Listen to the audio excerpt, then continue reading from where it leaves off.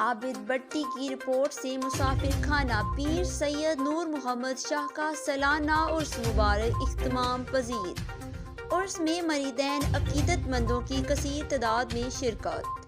پیر سید نور محمد شاہ کا سالانہ عرس مبارک انتہائی عقیدت و احترام کے ساتھ بستی میریا مسافر خانہ میں منایا گیا۔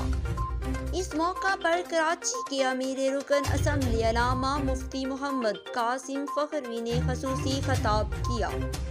خطاب کے دوران علامہ مفتی قاسم کا کہنا تھا کہ اسلام ہمیں امن کا درس دیتا ہے، لیکن خاتم النبیین کی حرمت پہ ہماری جان بھی قربان۔ عرس کی صدارت پیر سید غلام علی شاہ صاحب نے کی۔